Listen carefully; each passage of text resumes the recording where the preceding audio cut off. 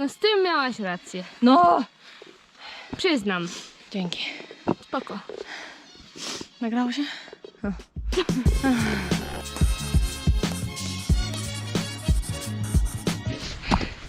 Hejka. Hejka, zatrzymałyśmy się, żeby coś powiedzieć. Tak, bo się zdyszałyśmy już. 11 listopad. Jest pełno ludzi. Nie jest Pełno pełno aut ludzi. było. 5 rano, a... 8 aut. Monika rozumie 8 aut jako korek. Liczyłam. 8. Nie, no dużo było. 8. Ale były hot dogi na stacji. To najważniejsze. Ale mamy pogodę Pięknie. bajka. Startujemy z Brzezin. Stąd przez około 1,5 godziny idziemy dobrze znaną wszystkim drogą do Murowańca. Dalej ruszamy w stronę Czarnego Stawu Gąsienicowego.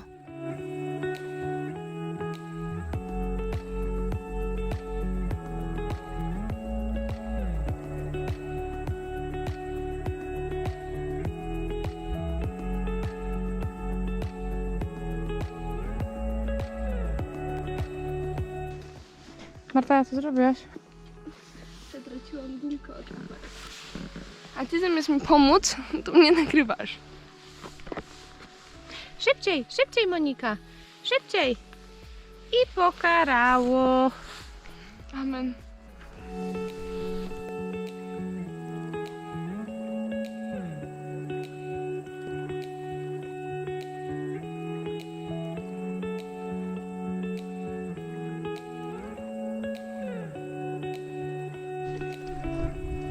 Gdzie idziemy? Tam. To jest Aha, tam. to jest tam i To tam. jest tam i to jest tam. Der. Der. Nie, to jest te płaskie. Widzicie? O, tam. Na kozi.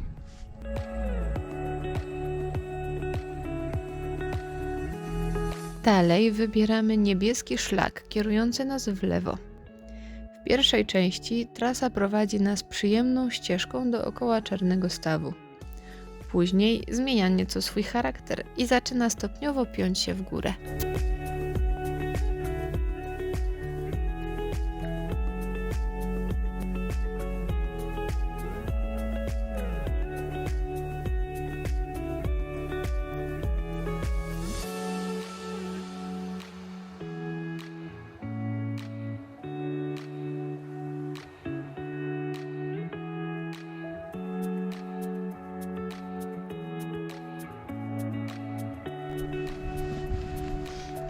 Ja mam astmę.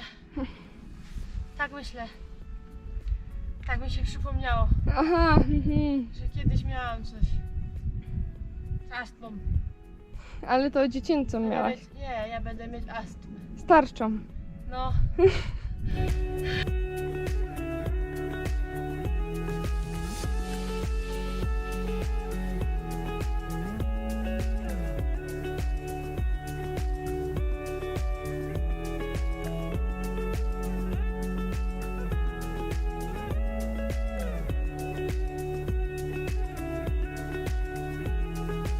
Marta, dzisiaj jest 11 listopada. Kto ty jesteś?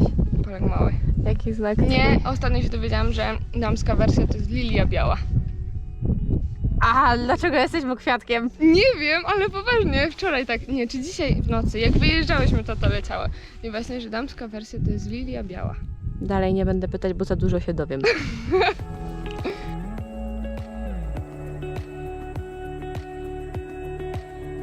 Przy rozwidleniu zmieniamy kolor szlaku na żółty i ruszamy w stronę Koziej Przełęczy.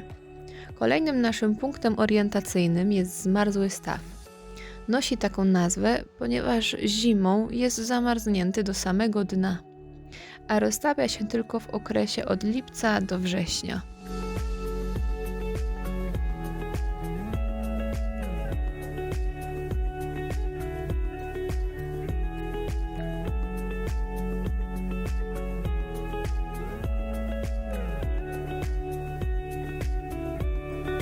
Tutaj spotykamy odbicie na zadni granat, ale my dalej trzymamy się żółtego szlaku.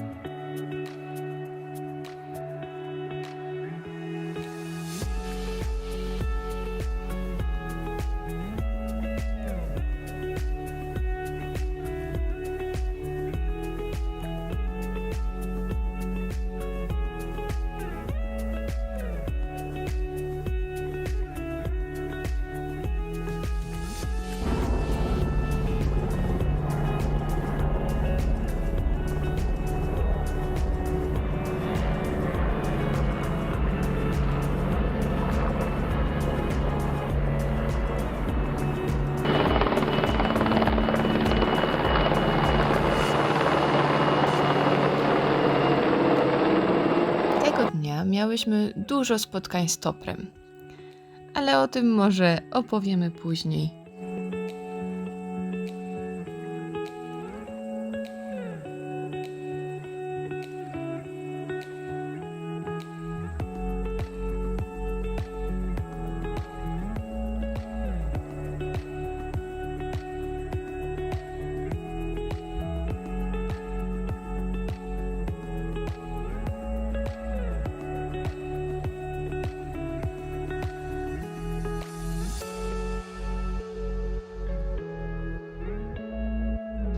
Wesoło się zaczyna. Razem z łańcuchami zaczęło się lodowisko. Dosłownie.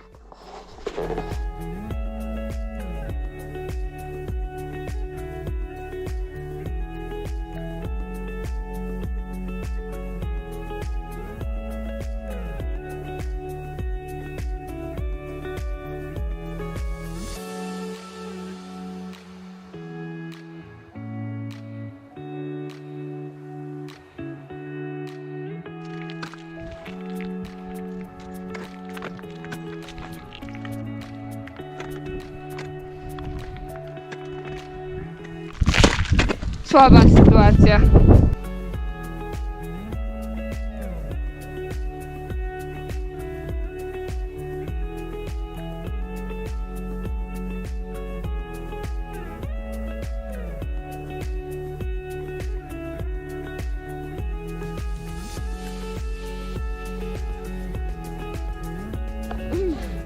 Monika, co to jest za patent?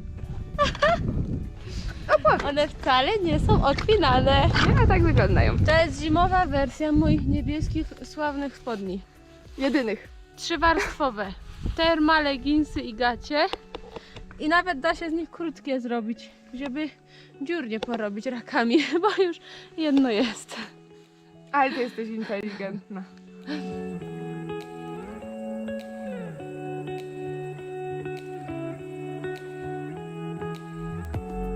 Wspinaczka i łańcuchy będą nam teraz towarzyszyć aż do zejścia ze Żlebu Kulczyńskiego.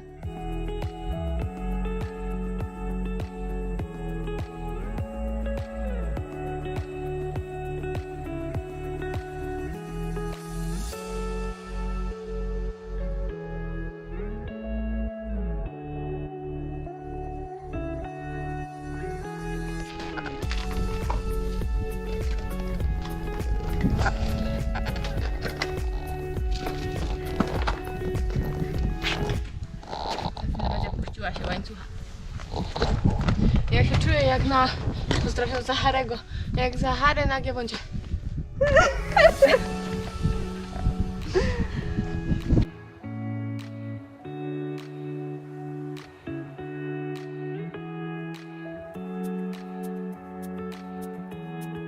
Docieramy na Kozią Przełęcz.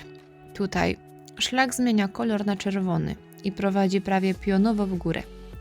Warto pamiętać, że odcinek Zawrat-Kozi Wierch jest jednokierunkowy. I jeśli nie będziemy przestrzegać tej zasady, możemy wywołać spore zamieszanie i utrudnienie. No a po dotarciu na przełęcz w końcu spotykamy słońce, które do tej pory chowało się za szczytami.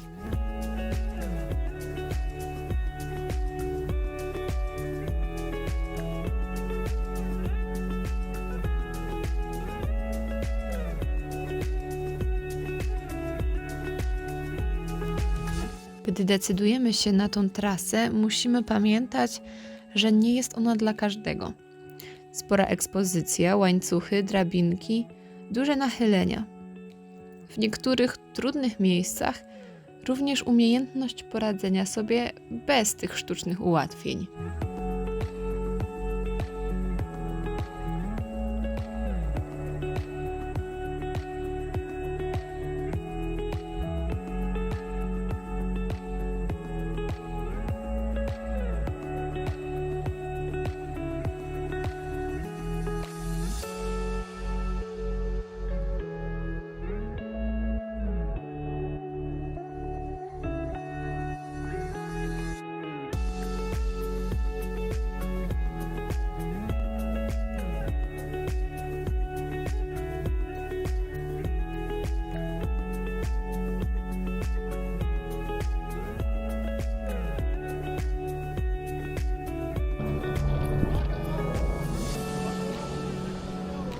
Okej? Dobra.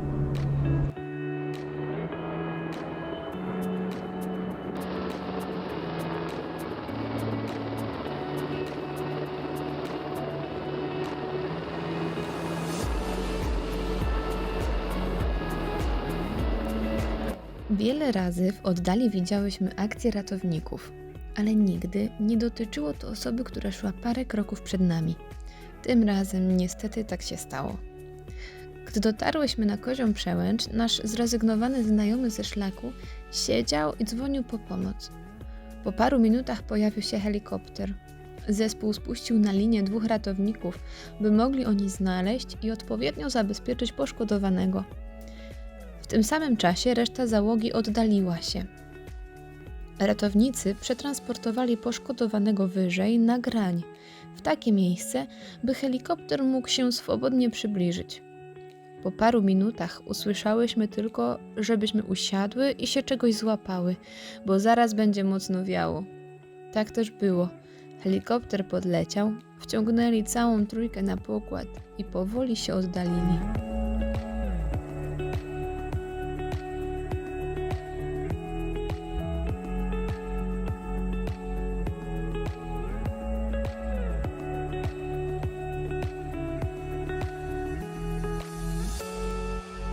Piękna pogoda, ciepło, słońce.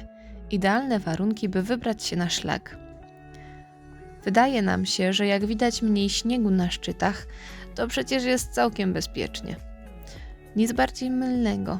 W miejscach, gdzie dociera mało słońca, jest jeszcze dużo lodu i resztki śniegu, co zmusza nas do zakładania raków, które po chwili znów musimy ściągnąć, bo pojawia się sucha skała. I tak w kółko i w kółko.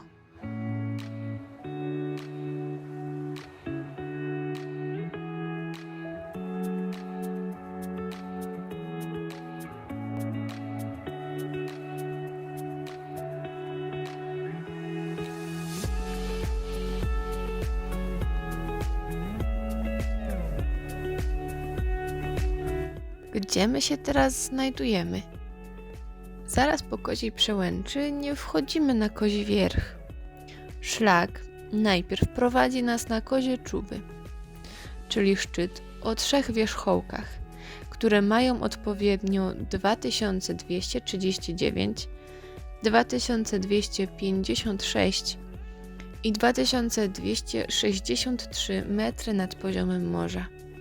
Dopiero gdy zejdziemy do Koziej Przełęczy Wyżnej, zaczniemy zdobywać najwyższy szczyt w całości położony w Polsce.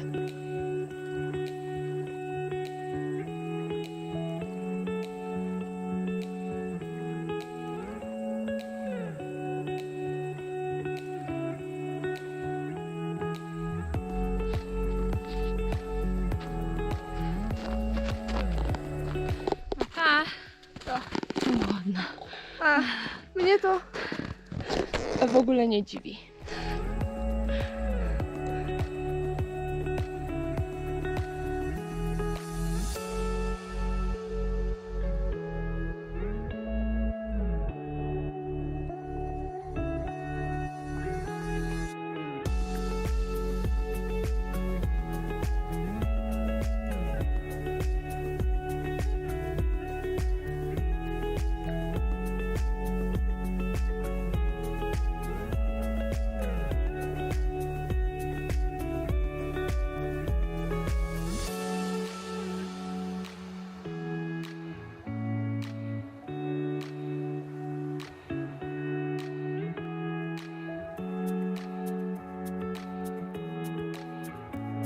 Teraz czeka nas zejście na Kozią Przełęcz Wyżną.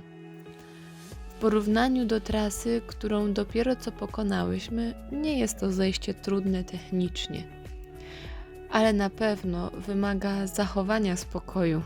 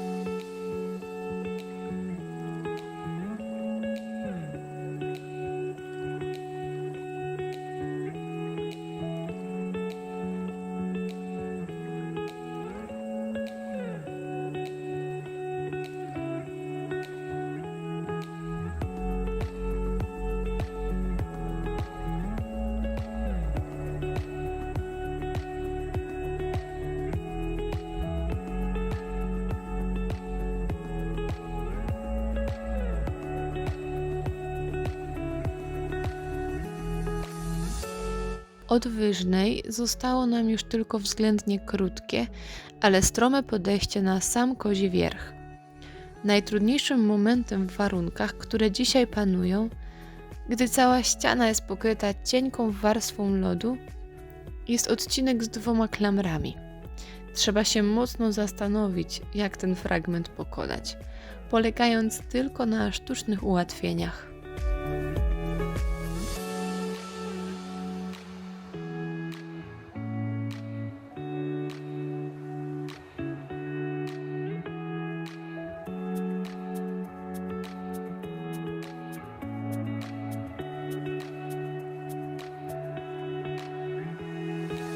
Docieramy na szczyt, skąd zostaje nam już tylko zachwycać się cudownym widokiem na Dolinę 5 Stawów oraz otaczające ją wysokie góry. Gdzie jesteśmy?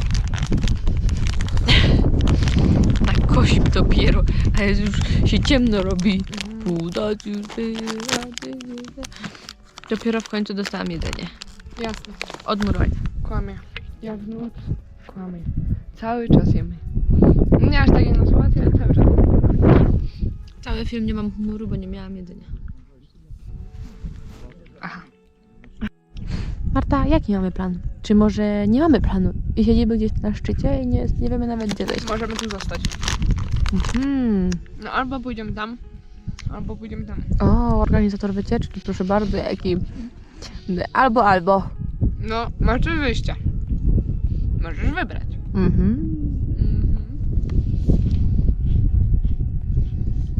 Fajnie jest. Bardzo. Wcale nie ma dużo ludzi. Było No, to bo 8 tam, gdzie aut. żeśmy były, to był horror, a nie ścieżka zdrowia. No ścieżka zdrowia, tak.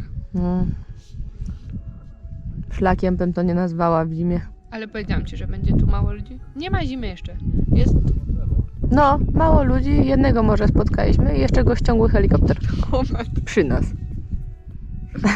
Tak było.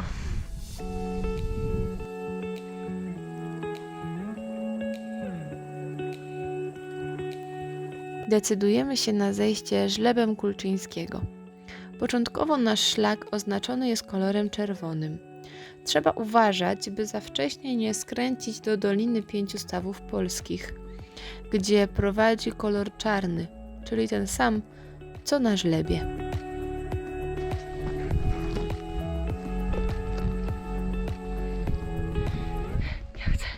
Przeżyłam. Ale jeszcze nie mów hop. Ach, no tak.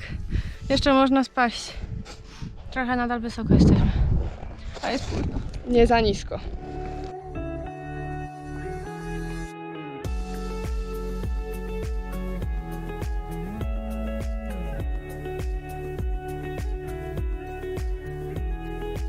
Słyszałaś? Co ci nie pasuje? Nie planujesz więcej trasy. Nie mów. Nie z godzinami. Nie mów, że ci się Bo nie teraz podobało. mnie gonisz, a rano... O 3:00 wystarczy. No z tym miałaś rację. No! Przyznam. Dzięki. Spoko. Nagrało się?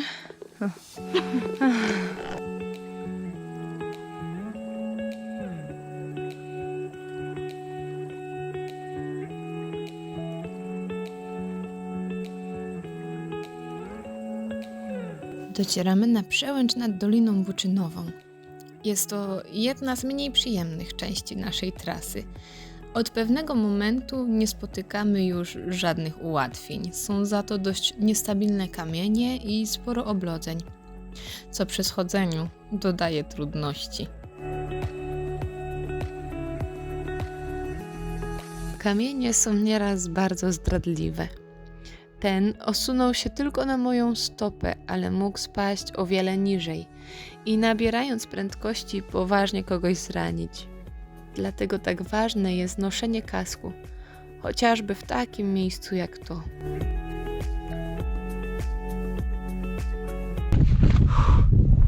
Daleko jeszcze.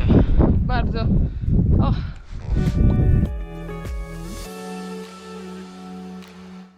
W tym momencie odłączamy się od szlaku prowadzącego Orlą Percią I zaczynamy schodzić pionowym kominem, gdzie towarzyszą nam sztuczne ułatwienia. Dalsza trasa jest nieco łatwiejsza, pod mniejszym nachyleniem, lecz już bez łańcuchów.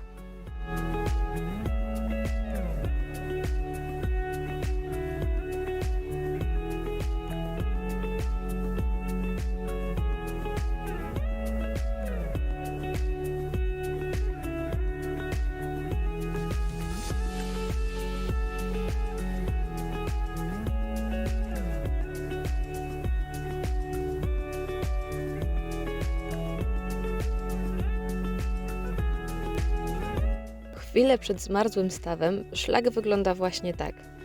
Przyjemna, kamienna ścieżka. Tą trasą dochodzimy do Koziej Dolinki.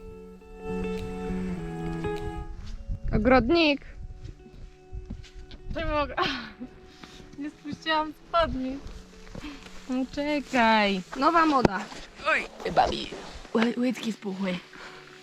O! Już wiem, czemu mi stopy drętwiały, bo nie miałam dopływu krwi. Po chwili docieramy do rozwidlenia na zadni Granat i Kozią Przełęcz. My ruszamy w dół, tym samym szlakiem, którym wchodziłyśmy. Podsumowanie. 11 listopadowej trasy na...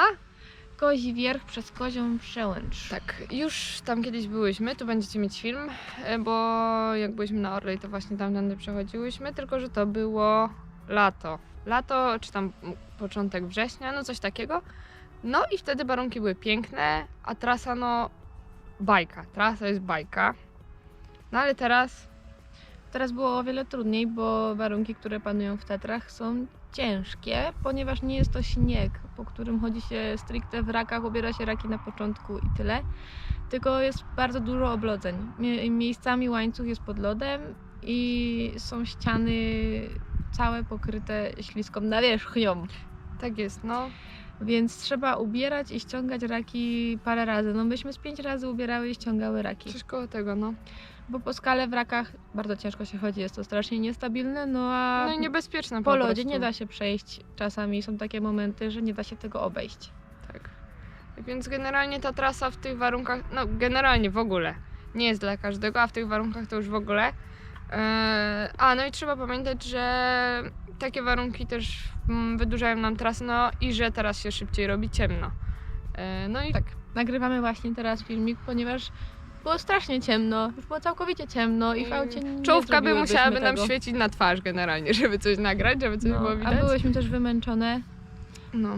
bo jednak trochę adrenaliny było. Ale pięknie. Coś jeszcze?